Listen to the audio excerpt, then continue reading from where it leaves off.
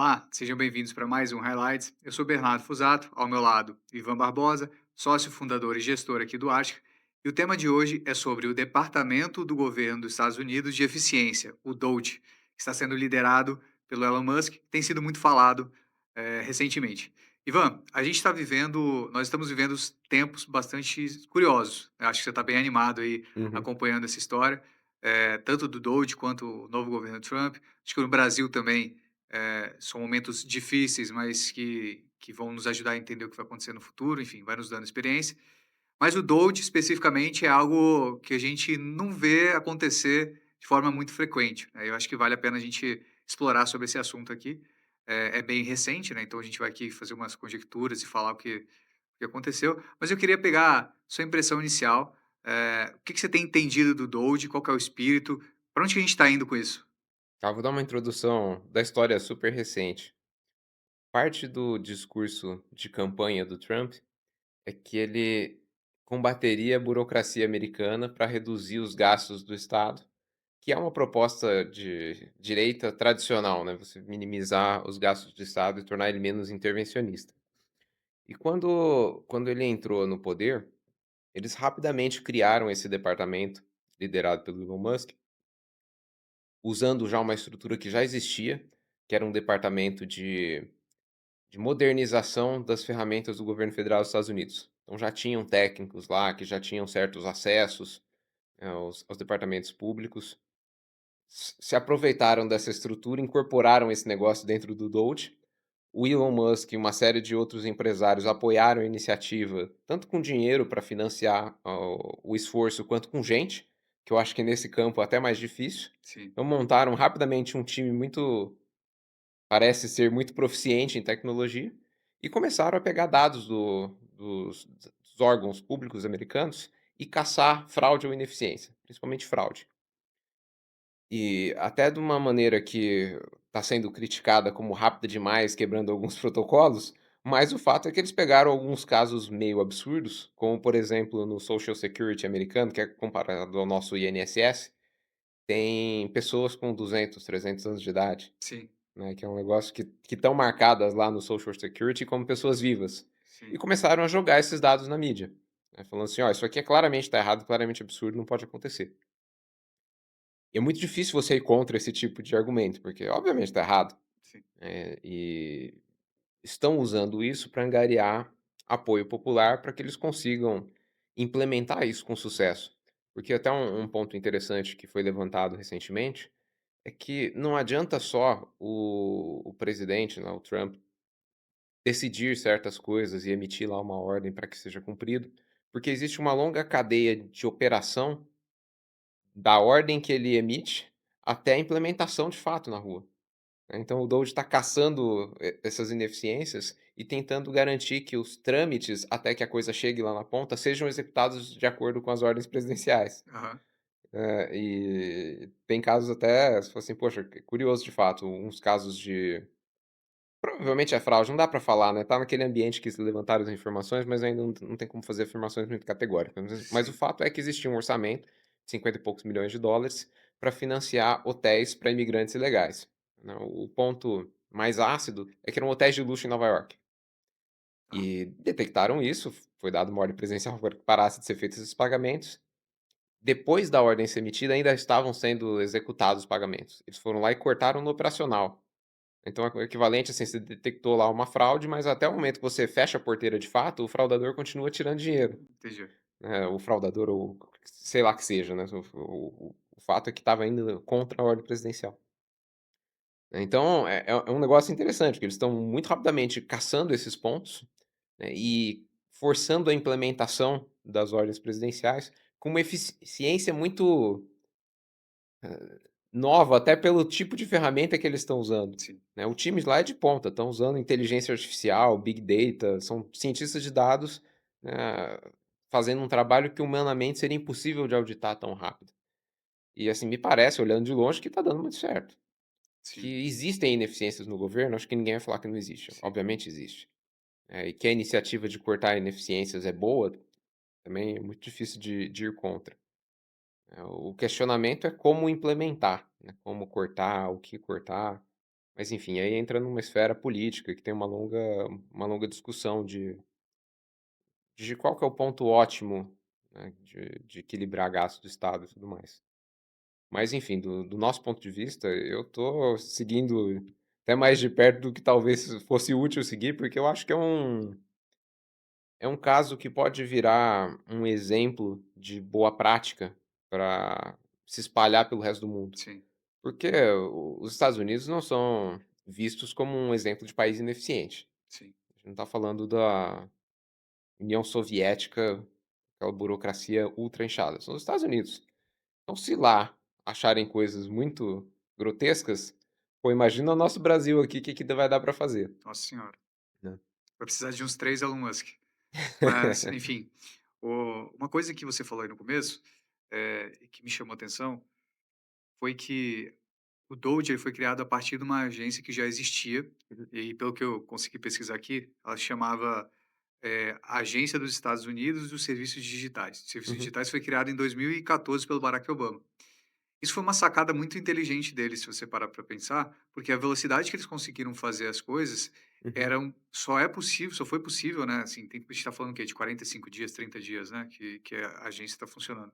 Só foi possível porque eles já tinham acesso aos sistemas de TI, porque essa agência foi criada lá em 2014 para modernizar o governo americano. Era para querendo lutar contra essa burocracia, mas implementando tecnologia. Então uhum. meio que é como se ela já tivesse acesso a tudo, Sim, e já era e além disso, foi uma forma, se você parar para pensar, é uma opinião, né, isso aqui não é um fato, mas, eh, de se blindar contra questões jurídicas, assim, você criou uma agência do nada, rápido e já está tendo acesso a tudo? Não, pô, sim. a agência já existia, já era do governo, já foi criado lá atrás, há 10 anos atrás. Então isso foi uma sacada bem interessante, né, e que de fato permitiu eles conseguirem fazer essas coisas nessa velocidade. Eh, uma coisa que o pessoal tem mencionado, assim, às vezes a oposição, mas às vezes até algumas Uhum, pessoas temperadas, é o medo de você tirar coisas que na verdade são boas, mas que, enfim, que saíram uhum. ali por estava no bolo, né. Como que você vê isso, assim? E o Elon Musk, em particular, tem uma fama de ser um bom forçador de eficiência operacional, de cortar custo, de perseguir essa agenda com muita agressividade. E ele tem um protocolo declarado de como é que ele faz isso. Ele fala assim: primeiro detecta tudo que parece ser cortável e corta. Aquilo que se fizer falta, você volta atrás. Se você não Entendi. sentir falta de nada e não cortar um pouquinho a mais e tiver que voltar, é porque você inicialmente está sendo um pouco agressivo. Mas o que ele diz, ele fala assim: "Não tem problema voltar atrás. Se a É, gente faz sentido. cortar alguma coisa ineficiente por acidente nessa pressa de ganhar eficiência, a gente volta atrás e conserta. O importante é chegar o mais rápido possível no ponto eficiente". Porque nesse caso, né, enquanto você não está nesse ponto eficiente, você está desperdiçando o dinheiro dos taxpayers americanos, que é a população em geral. Você está jogando dinheiro pela janela, poderia ter um destino melhor, né. Então sempre vai existir essa crítica, né, fala assim: "Pô, você está fazendo tão rápido que você está causando alguns efeitos colaterais". Sim, Mas essa história de efeitos colaterais o que que é pior, o efeito colateral ou a doença em si? sim, Porque quase todo remédio causa efeito colateral, agora ninguém deixa de usar por causa do efeito colateral. sim. Eu não sou contra essa filosofia, eu acho que faz sentido. Claro que você não vai fazer isso em atividades críticas, mas tem muita coisa lá que eles estão mexendo e propagandeando primeiro, que certamente não são atividades críticas. Tá, é verdade. E acho que o curioso também dessa situação é você ter um empresário se envolvendo tanto liderando isso, né, na prática. Como que você acha que ele conseguiu chegar nesse poder com esse ponto, assim? Não sei como é que foi o bastidor dessa coisa. É conhecido que o Elon Musk doou muito dinheiro para a campanha do Trump, então muito dinheiro foi tipo US$ 200 milhões. Sim, Não sei se o número é verdadeiro ou não, mas li em algum lugar que foi isso. Então é natural que ele tivesse acesso ao presidente, e eu não vejo com tão maus olhos o envolvimento do setor privado em pontos específicos do setor público. De certa forma, o Dória fez isso em São Paulo, pediu doações e ajuda de empresas para sim, fazer as coisas, e funciona, assim, muita empresa se envolve. Tem, é claro, o lado de interesse político, interesse econômico, de criar relações com o setor público, Mas, eu também não gosto muito daquela ideia que a oposição tenta projetar, que todo empresário é perverso, maldoso e só faz as coisas se no final do dia ele for ganhar mais dinheiro para ele. Tá. E o Elon Musk tem um escudo que, de certa forma, está sendo usado recorrentemente, né, ele fala isso, que não é o cara que está precisando de dinheiro, né. Sim, Não é o cara que fala: "Poxa, eu queria comprar um negócio e não consigo". O cara sim, aposentou o tataraneto já. Então, claro que só o tempo dirá se isso vai ser usado de maneira virtuosa ou não, mas a princípio, essa ajuda que ele e os outros empresários grandes estão oferecendo para o setor público, é inclusive um jeito, inteligente de financiar a operação, porque montaram um departamento que em boa parte não está sendo custeado pela população americana, está sendo custeado pelos empresários. sentido. E acho que esse é um ponto que para o Brasil talvez seria até importante uma maturidade maior, né? No sentido de Sim. ter o empresariado se envolvendo de uma forma na política, mas de uma forma mais altruística do que necessariamente. É, altruística, e eu não gosto muito da visão que o setor público e o privado são inimigos, são lados opostos. Aham, É mais natural que se você está vislumbrando a eficiência do país, que você enxergue que o lado público e privado deviam atuar em parceria, sim, né, e tem que existir uma interface eficiente entre esses setores. E uma coisa que eu vi já há muito tempo, na minha época de faculdade, eh, a minha universidade, a minha universidade federal, via com maus olhos o financiamento de pesquisas por empresas privadas, porque eles entendiam que isso era uma contaminação do intuito original acadêmico, né, que o setor privado não tinha o direito de direcionar aquilo que os acadêmicos decidiam estudar. Eu sempre achei isso uma idiotice enorme, né, desculpa o termo, mas é uma idiotice enorme, porque tá lá uma empresa falando assim: "Olha, eu te dou X milhões de reais para você estudar um negócio que é do meu interesse". E, obviamente, se ela tem interesse, é porque existe demanda na sociedade por aquilo que ela quer sim, pesquisar. E a universidade fala: "Não, eu não quero seu dinheiro, eu vou estudar um negócio que ninguém está querendo saber hoje, mas que eu de acho que fato, é o lado mais puro e correto do mundo acadêmico". Poxa, você joga dinheiro fora, desperdiça uma oportunidade de atender uma demanda que que é que foi real. identificada, que é real, e falou assim: "Essa demanda é de quem? É do capitalista malvado?" Falou: "Não, é do cliente da empresa". Sim, Então, assim, a beleza do capitalismo é que não se a demanda está sendo bem atendida e por caminhos legais, o intuito original de quem está coordenando aquele processo nem é tão relevante assim. Né, se o produto é bom, atende ao desejo da população, né, e nenhuma regra, nenhuma lei foi quebrada no processo, assim, a personalidade do dono da empresa que fabrica aquilo, não é o ponto de julgamento principal. Tem até uma história muito relacionada à própria história do Elon Musk, que ele sempre foi uma figura ultra polêmica, e sempre falou assim: "Olha, você quer um carro elétrico? Eu fabrico um carro elétrico, funciona, é bom, tal". Sem entrar no mérito se é o melhor carro elétrico hoje ou não, mas fala, se você quiser esse produto, se você gosta do produto, pouco importa quem fez, você gosta do sim, produto, sim, né. Eu acho que isso faz algum sentido. de fato. E já que você citou o Elon Musk, acho que tem um aspecto que eu acho que fez muita diferença para isso tudo, que foi o fato dele ser hoje o proprietário do X, o famoso Twitter, Uhum. né. Você acha que quando ele comprou lá em 2021, né, acho que foi 2022, não sei, ele já fez essa compra dessa rede social pensando em algo nesse sentido, algum envolvimento na política ou não? Eu imagino que sim, né, provavelmente ele não tinha a visão de exatamente em qual ponto ele cairia, mas que ele tinha noção do impacto político da plataforma e que a compra foi mais direcionada pelo interesse desse impacto do que puramente financeiro, praticamente certeza. Eu pergunto isso porque o Doge, eles criaram um canal no Twitter, um perfil no Twitter para Uhum, postar o que eles estão fazendo de trabalho.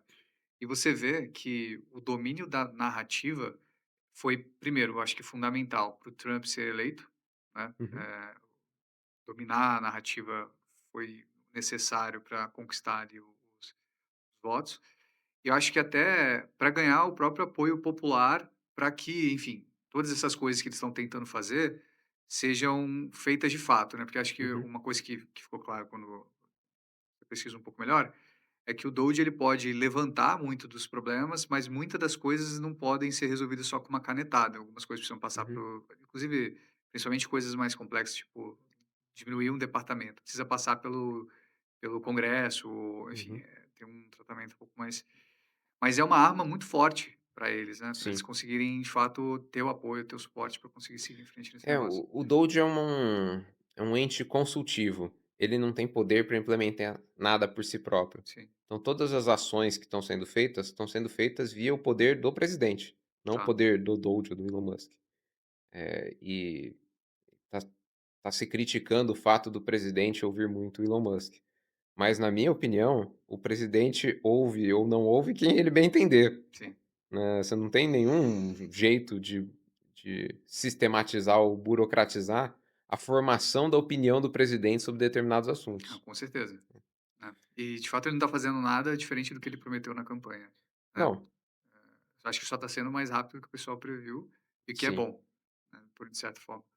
E pensando um pouco mais para o longo prazo, assim, você já mencionou que você acha que pode ter impactos, servindo como exemplo para Uhum.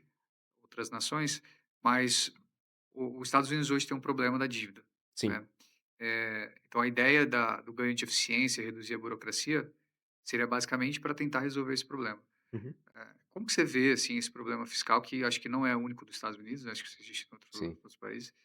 E como que seria o processo, até no sentido de, o que que você consegue imaginar, assim, um ganho de desenvolvimento, de conseguir de fato economizar uma quantidade Uhum. relevante para reduzir o déficit, e como que você acha que isso pode espalhar para os outros países? Isso poderia, por exemplo, aumentar a hegemonia dos Estados Unidos no resto do mundo? Por exemplo, fortalecendo mais o dólar ou coisa nesse sentido?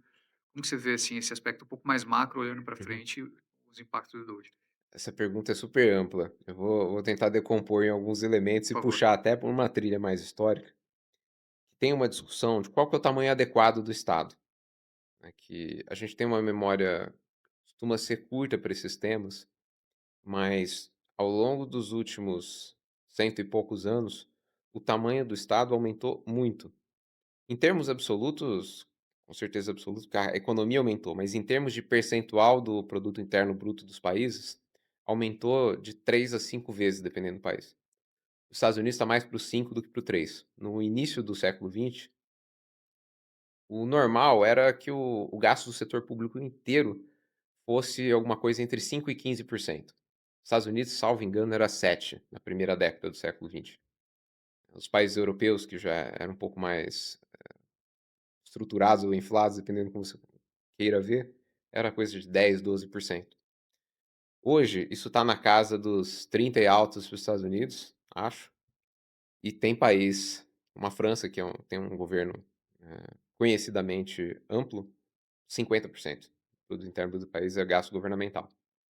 Como é que isso aconteceu, né? Como é que a gente aumentou 3, 5 vezes o tamanho do Estado? Muito disso aconteceu durante as guerras. Os períodos de Sim, guerra foram períodos em que a justificativa de por que que o Estado deveria aumentar a carga tributária era óbvia, sim, é para financiar a guerra.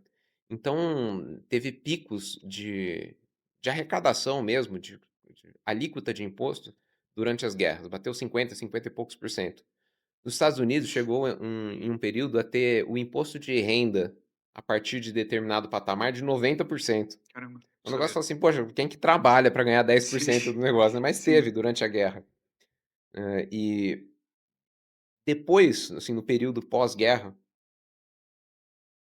até teve alguma redução de gasto, mas nunca voltou para o tamanho original. Até porque foi acontecendo uma série de eventos que justificavam. Primeiro foi a Primeira Guerra, aí depois foi a Segunda Guerra, aí depois foi a Guerra Fria. sim, Né, e esses programas de cortes de gasto do Estado pós-guerra sempre era assim: "Ah, vamos diminuir de 35 para 30", mas nunca voltou a ser 7, sim, né. E a gente está sempre numa crescente, porque a inércia, assim, o operacional do ta da a inflação do gasto do Estado, inflação não no sentido de perda de valor da moeda, assim, de aumento do tamanho do sim, Estado mesmo, assim, o Estado está lá arrecadando, ele já criou o instrumento arrecadatório. Na hora de devolver o dinheiro, a burocracia do Estado vai definir como é que isso vai ser feito. Então é como se você estivesse numa empresa com um departamento administrativo muito grande e você delegasse ao próprio departamento administrativo a tarefa de definir quanto é que eles tinham que cortar. sim, Dificilmente eles vão cortar pela metade. Então isso vem crescendo, crescendo, crescendo, crescendo. Essa iniciativa de redução do tamanho do Estado não é a primeira, já teve outras no passado. O próprio Estados Unidos chegou a bater 50 e poucos por cento, depois voltou para casa dos 30 e poucos. Então eles já passaram por programas de cortes. Eu acho que isso é um negócio que vai ser eternamente cíclico. Na estabilidade, no equilíbrio das coisas na lógica do Estado, ele vai sempre aumentando de tamanho. Porque uma vez colocado algum benefício é difícil de dissolver, uma vez montado uma agência também é difícil de dissolver, porque a própria agência resiste e quem se beneficia da existência daquilo também resiste. Então sempre o aumento é gradual e a redução é traumática. Sempre vai ter alguma truculência nesse processo. Mas, eu tô enxergando esse case como um negócio importante, porque você falou, não é só os Estados Unidos que tem esse problema, praticamente todo mundo tem esse problema. O Brasil tem esse Sim. problema, a Inglaterra, a França, a Alemanha, todo mundo, assim, a Europa ocidental inteira tem um Depois problema do de Covid também piorou muito em todos os lugares. depois do Covid piorou muito. Curiosamente, os níveis de gasto do Covid são comparáveis ao nível de gasto público das guerras. Aham. Foi um pico de gasto do setor público em geral. Então tá todo mundo com esse mesmo problema.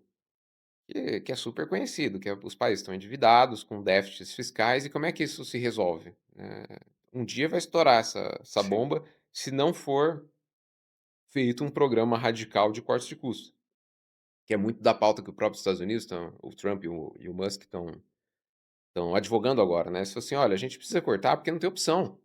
O tamanho da dívida americana, vocês estão falando que precisa ter Social Security, Medicare, Medicaid, não vai ter dinheiro para bancar essas coisas se a gente não resolver o problema financeiro, porque o mundo é prático. Não tem como gastar mais do que você arrecada para sempre.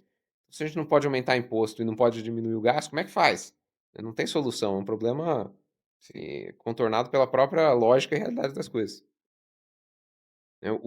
A questão aí de se isso vai fortalecer ou enfraquecer os Estados Unidos do ponto geopolítico, é muito difícil de saber, porque, toda análise do que vai acontecer no futuro, eu gosto de ver pelo que coisa parecida aconteceu no passado. Quando a Inglaterra era o poder hegemônico global, tinha colônias no mundo inteiro, o que fez com que a Inglaterra perdesse o controle de tantas colônias foi um programa de redução de gastos. Manter as bases militares ao redor do mundo, em vários países para cá e para lá, era muito caro.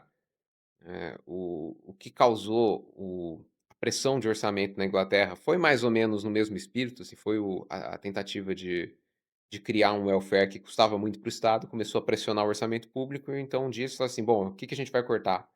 Vamos cortar as despesas militares de ocupação de todas as colônias", e aí que veio toda a sequência de países se tornando democracias restauradas pós-colonização sim. britânica. Então a Inglaterra perdeu a hegemonia nesse programa. Então os Estados Unidos vai se fortalecer mundialmente? Assim, num primeiro momento, meu palpite é que não, porque todo esse dinheiro que o governo americano gastava para ajudar todo mundo ao redor do mundo inteiro, muito relacionado àquele USAID, que é Uhum. um dos departamentos que estão sob ataque, entre aspas, do DOGE Sim. para corte de custos. Não Então, só isso, mas também um gasto com o exército, né, que os Estados Unidos ainda defendia muito, por exemplo, o mercado marítimo e por aí vai. sim, esse provavelmente eles vão continuar, pelo que me parece, mas os financiamentos de várias ONGs e tal ao redor do mundo, a hora que você tira tudo isso, você perde influência sobre aquelas áreas.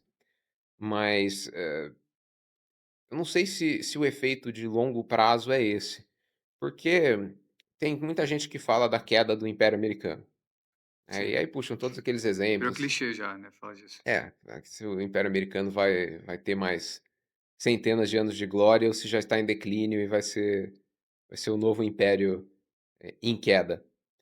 Depende muito do resultado disso. Se o governo americano conseguir se tornar mais enxuto, mais eficiente, ficar financeiramente muito sólido, com um gasto em defesa muito grande e ainda um parceiro comercial preponderante para a maior parte do mundo, não tem um caminho claro dele perder a hegemonia total. Mas assim, pode acontecer se essa coisa der errado, ele simplesmente tirou a atuação dele em vários lugares do mundo e esse programa não deu certo, e ele simplesmente perdeu a influência política? Até pode, não me parece o caso mais provável. Para mim faz muito sentido. Fala assim, imagina uma empresa com um problema, eu gosto de puxar para exemplos que são mais próximos da nossa realidade. Uma empresa com problema de orçamento, está alavancada. ela se desalavancar, vai fazer com que ela se fortaleça ou se enfraqueça? Bom, os fornecedores dela vão gostar dela um pouco menos durante o programa de corte de custos. Então, de certa forma, ela vai perder influência política junto a seus fornecedores, porque ela está cortando custo. Mas isso é bom ou ruim para o acionista que está atrás? É bom. Você não quer que uma empresa quebre com uma boa fama Sim, entre os fornecedores. Você quer que ela seja sim, saudável e que depois, pelo negócio continuar crescendo de uma maneira mais sustentável, né, o poder junto à cadeia que ela tem, por mais que seja abalado num primeiro momento, vai ser mantido por um prazo mais longo, né. É questão de se você tá jogando o short game or the long game. Você tá olhando para 2 anos ou 2 décadas. sim.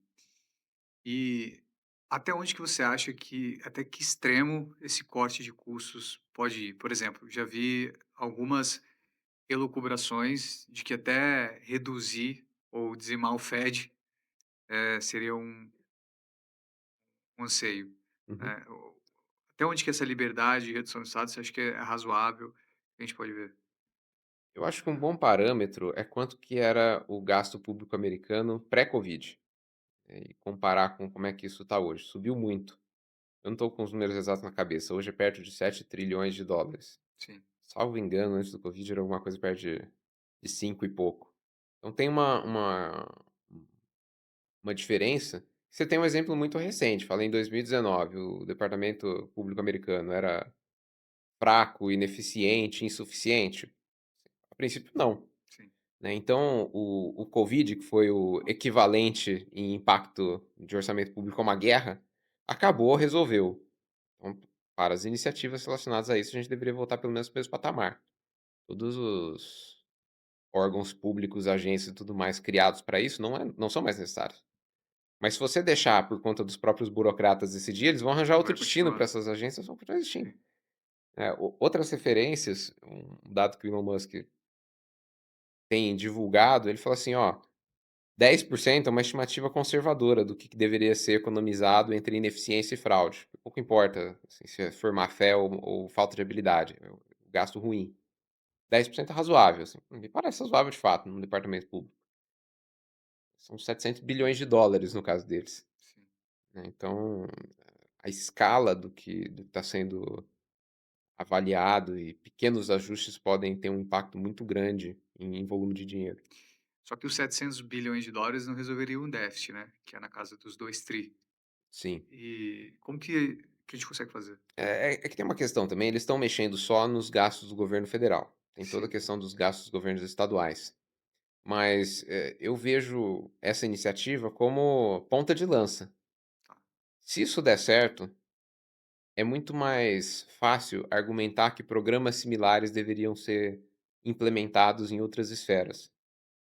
E sempre é possível cortar gasto, né, assim, se o estado já foi 7% do produto interno bruto, não tem como dizer que ele nunca vai ser menor do que 35 ou sim, qualquer número próximo disso.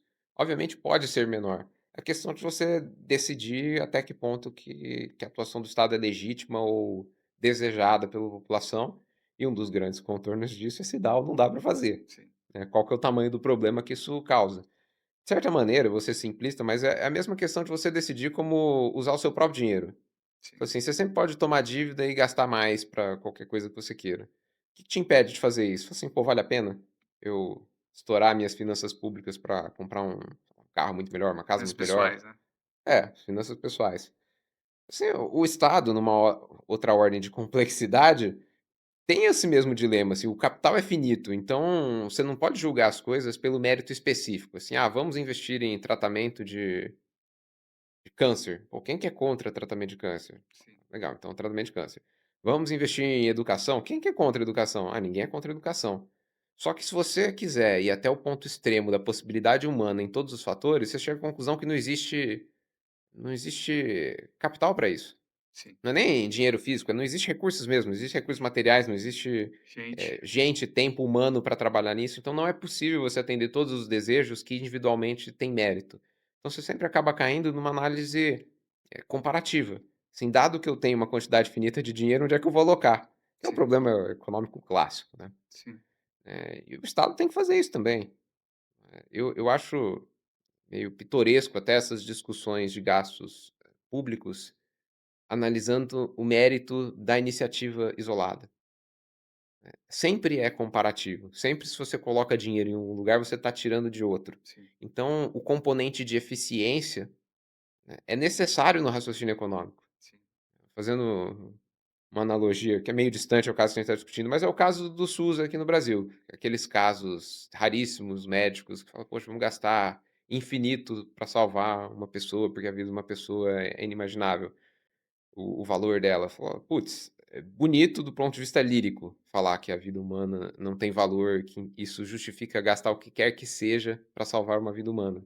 Só que olha só, se você gasta US$ 100 milhões para salvar uma vida humana no SUS, quantas vidas humanas poderiam estar sendo salvas se você investisse isso em saneamento básico nos lugares que não tem esgoto no país? Sim, Porque aí a gente já troca a moeda, né, vida humana com vida humana, aí você vai chegar à sim, conclusão que é muito mais barato salvar a vida humana de certos jeitos, do que salvar tratando uma doença ultra rara que custa US$ 100 milhões no SUS.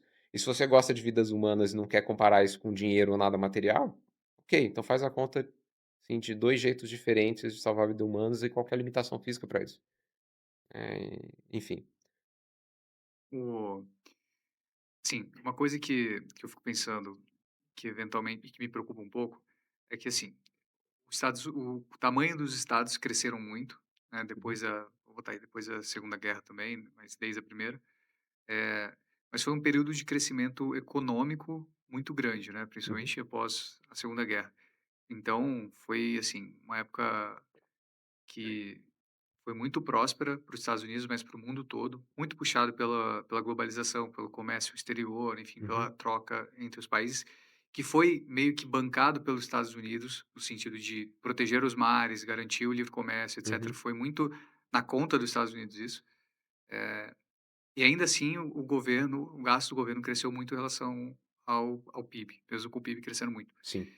Se a gente passa por um período de estagnação que seja relevante, que não está muito na conta hoje, né? Os Estados Unidos está crescendo, ou vai crescer um pouco Uhum, mais ou menos, mas se a gente passa, por exemplo, por um período longo de juros altos, mais altos, né? Entre 5 e 10 ao invés de 2 e 5, uma estagnação. E se a gente continuasse nesse caminho de gastos relevantes, eu estou falando aqui dos Estados Unidos, mas acaba que isso respinga para todos os países, né? uhum, A gente poderia chegar num colapso mesmo. Mas o que que é um colapso, assim, desse ponto de vista? O que que seria isso na sua visão, assim? Chegar no ponto onde o déficit público ele é tão relevante para bancar os programas, a economia não cresce, a gente está vendo inflação e uhum, sem crescimento. Qual que é o extremo disso? Até para a gente tornar mais palpável uhum. qual é o real problema que a gente está encarando. Tá. Eu não acho que isso que eu vou falar vai acontecer, tá, só um exercício de qual que seria o pior cenário possível, assim, os Estados Unidos não consegue pagar a sua dívida. Ele vai entrar em default, né, ele não vai pagar os títulos Sim, públicos. O que que isso quer dizer? Que as pessoas que investiram em tesouro americano não vão ter seu patrimônio restaurado, é como se você tivesse dado crédito para uma empresa, a empresa quebrou, você não recebe o dinheiro de volta, você teve um sim. prejuízo naquele investimento. O impacto disso é enorme, porque quem tem título público americano? Muita gente. Todo mundo.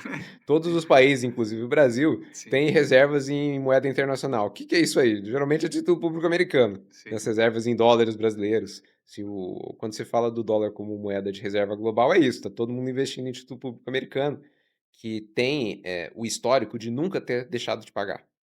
Então, se eles deixassem de pagar, teria 2 impactos: muita gente ia perder dinheiro, por causa desse investimento que teve default, e o dólar provavelmente ia perder esse status como moeda de reserva, porque ia ser quebrada essa confiança extrema no governo americano, que hoje a rentabilidade do título público americano é a taxa risk-free, nunca aconteceu. sim. Mas, eu acho muito difícil ir para essa direção, porque os períodos de estagnação tendem a ser relativamente curtos no plano histórico, do ponto de vista da humanidade. A tendência é que sempre a economia vá crescendo por evolução demográfica e Sim, por evolução tecnológica, que aumenta a produtividade humana. Você tem mais gente trabalhando de maneira mais eficiente. Esse é o driver de crescimento econômico. E isso é mais ou menos confiável. Não é que é contínuo, mas em longos períodos tende a ser contínuo. sim. Não é que todo ano cresce ou toda década cresce, mas em séculos, geralmente o século da frente tem uma produtividade mais alta que o anterior, apesar de que isso também não é que foi verdade durante todo o tempo. Bom, e tem uma pergunta aqui que é: o Brasil nunca teve guerra, mas os gastos também estão altos. O que que aconteceu aqui? O Brasil não se envolveu muito, né, ele até tinha alguma relação diplomática durante as primeiras guerras, mas não teve grandes gastos. Mas o nosso orçamento público no começo do século XX era cerca de 10% e hoje é perto de 40%. Essa expansão do tamanho do Estado começou com o governo de Getúlio Vargas e foi até o final do governo militar. E o governo militar é curioso, hoje está no espectro da ultradireita, mas era um governo que pregava o Estado forte. Criou uma série de empresas estatais, tinha essa visão de que o líder do desenvolvimento econômico era o Estado. Entendi. Então eram políticos de direita em valores culturais, morais, sei lá, mas eram advogados do Estado grande e forte, que hoje meio que desmontou isso. Hoje é a esquerda que gosta do Estado grande e forte, a direita que é o Estado pequeno. Mas enfim, Fala que quer, né? fala o que quer, mas, foram os agentes que estavam com o manche na mão quando o orçamento quadruplicou. E eu acho que o orçamento brasileiro só não foi para o nível francês de gasto, porque a gente simplesmente não tem dinheiro para isso. Sim, Se você for olhar, países e correlacionar o gasto do setor público em percentual do PIB com o PIB per capita, existe certa correlação, porque se o país é muito pobre, ele não consegue sustentar um Estado sim, enorme, porque o Estado é improdutivo. Então tem uma série de coisas que você pode ser limitado simplesmente pela existência de recurso de subsistência mesmo. Então, eu acho que para o nosso nível de desenvolvimento econômico, 40% é muito alto. É sim, um gasto maior que os Estados Unidos. E o PIB per capita americano é 8 vezes maior que o brasileiro, alguma sim. coisa assim. Eu acho que tem uma outra coisa, né, quando a gente foi por um caminho de aumentar o gasto os gastos de forma mais relevante, a gente foi para a pior crise que a gente tem registrada desde 1929, né, que foi na Sim, crise de entre 2014 e 2016. Eh, então acho que meio que se autorregula, né, assim, o negócio tá indo para o abismo, a não ser que vai de fato para o abismo e todo mundo cai junto, aí volta atrás para tentar resolver. É que sim, foi o que aconteceu na época que o governo Temer assumiu e aprovou o teto de sim. gastos, né. É meio que um equilíbrio que existe de certa forma e acho que isso também faz com que a gente acho que isso molda até um pouco a nossa visão aqui de Brasil, né, de que o risco de ir para um extremo muito ruim, ele é remoto, mas também pouco provável que vai pra uma coisa muito boa, né, dificilmente a gente vai virar uma Suíça, que é a forma que a gente aborda até os investimentos aqui no Brasil, né. Você acha que aqui no Brasil algo como o Doge poderia ser implementado? E complementa um pouco o que eu acabei de falar, assim, como que a gente vê o Brasil, como que a Uhum. gente vê o Doge, como que a gente vê o É, gasto, como que é o o futuro do Brasil, do país. o Brasil, nas últimas décadas, fica sempre flertando com esse limite de quanto de imposto o governo consegue cobrar. Hoje o limitante é isso, tem um momento que a sociedade começa a resistir demais a qualquer aumento de imposto, que fala assim: "Olha, para cima disso aqui simplesmente não dá, né, não tem como, não dá", Sim, então isso acaba sendo um breque. Mas, a vontade política de aumento do Estado, eu acho que sempre teve. A gente não teve nenhum governo aqui, pelo menos eu não estou lembrado de uma pauta de eficiência, de corte de custo com muita força, de fato. O Bolsonaro até ensaiou fazer alguma coisa nesse sentido, mas aí veio o Covid, enfim. uhum, Aí foi tudo para o outro lado, né, gastou-se muito mais durante o Covid, depois eles até voltaram um pedaço, o último ano pagou um pouco da dívida criada no Covid, mas foi um mandato que não teve como implementar essa pauta.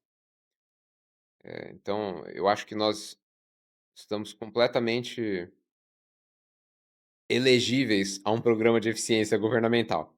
Seria muito adequado para nós. O impacto do Doge vai depender muito do resultado prático, porque eu acho que uma coisa que sempre tem uma força política enorme é o que está acontecendo agora e dando certo. sim, Então, se os Estados Unidos começar a dar muito certo, o governo economizar dinheiro pra caramba, é um tipo de corte de gasto que é muito popular, porque eles não estão falando assim: "Eu vou cortar benefícios, eu vou cortar serviço para a população", eles estão falando: "Vou cortar fraude e ineficiência". Ninguém vai ter nada menos em oferta do Estado. Estou jogando fora só aquilo que não precisa ser gasto, é só o gasto ruim. A gente vai fazer a mesma coisa com menos dinheiro. essa proposta é sempre ótima. Então, estou otimista com o que esse negócio pode gerar e virar um bom exemplo. Existindo um bom exemplo, eu acho que a força para ser implementado em outros lugares é enorme, porque alguém aqui no Brasil, em vários outros países na mesma situação, vão levantar a mão e falar assim: "Olha, lá eles estão fazendo assim, está funcionando muito bem. A população está gostando, o resultado prático mensurável é bom, né, o apoio político para isso é enorme. Por que que a gente não faz isso aqui?".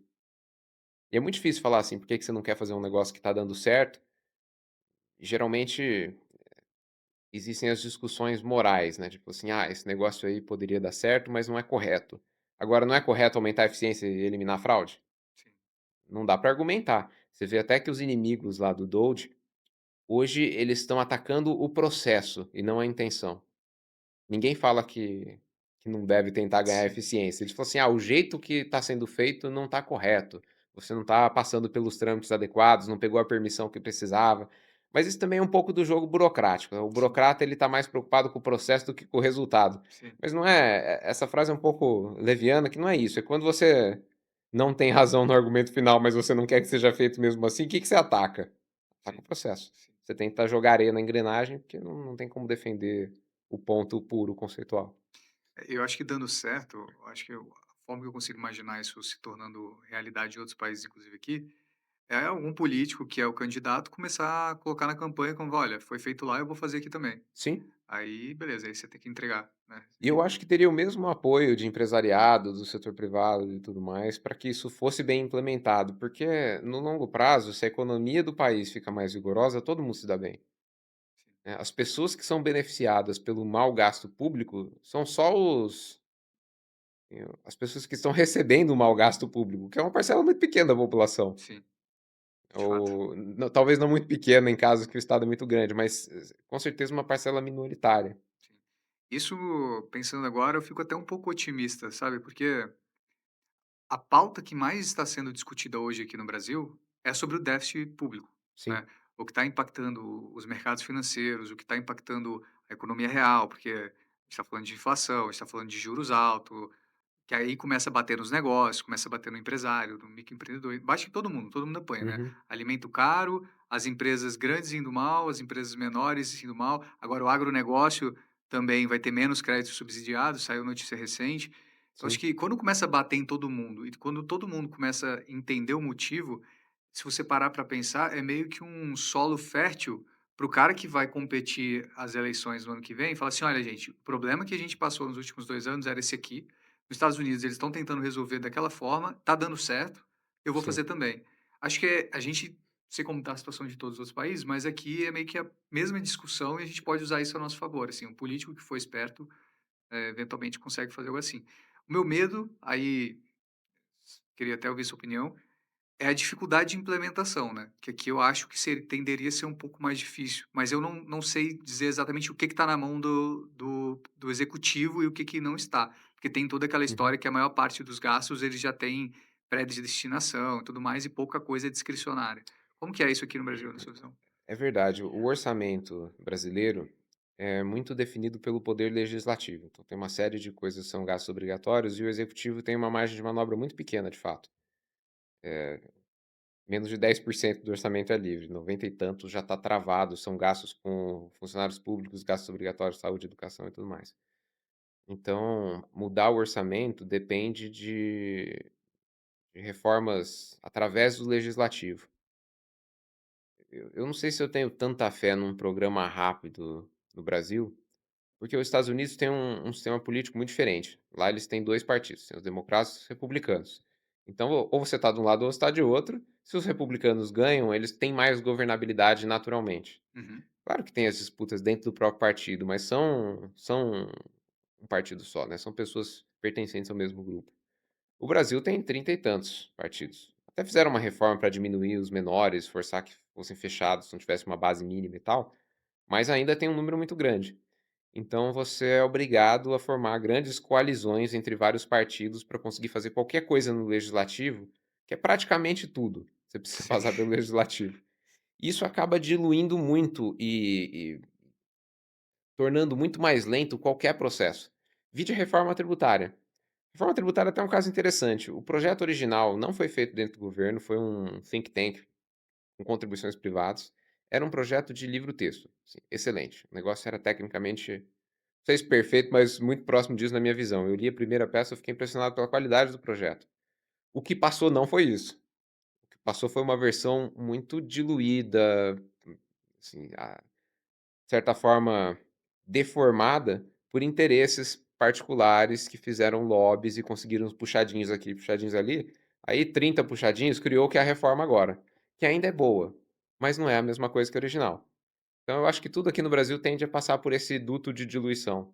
A coisa pode surgir pura e boa, mas a hora que vai a coalizão e tem que ceder para negociar com, assim, você tem que ficar negociando o apoio de todo mundo, dando um pouquinho para um, um pouquinho para outro, um pouquinho para outro, vira um treco que sai do outro lado meio torto. Não é, Sim, não é o projeto puro conceitual. Mas assim, política é arte do possível. Se a gente conseguir fazer alguma coisa similar que vá para a direção correta, eu acho que já é uma vitória enorme. sim, Então, se o teórico possível for diminuir 30% do orçamento público, mas a gente conseguir 5, 5 já é melhor que zero, então é bom. sim. Não, interessante.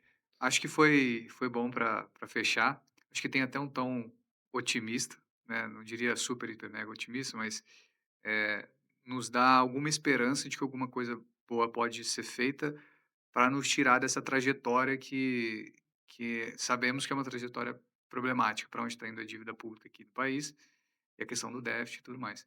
Então espero que, se algum político ver esse podcast, essa conversa, que eles se inspirem nas Inspira em ideias. reduzir os gastos públicos através de eficiência. Boa. Acho que tem muito espaço para isso, porque até inteligência artificial é um negócio impressionante. Vai trazer um grau de eficiência para várias operações administrativas e tal, que são coisas mais protocolares, muito grande. Então, um projeto de aumentar a eficiência do Estado através do uso de tecnologia e devolver o valor que essa eficiência gera para a população através de redução de impostos, eu acho uma pauta excelente. O político que falar isso já tem meu apoio, eu acho que é por aí mesmo o caminho que a gente deveria seguir. Boa, maravilha. Ivan, obrigado mais uma vez. Pessoal, muito obrigado por ter assistido até Obrigado. aqui. Um abraço, até a próxima.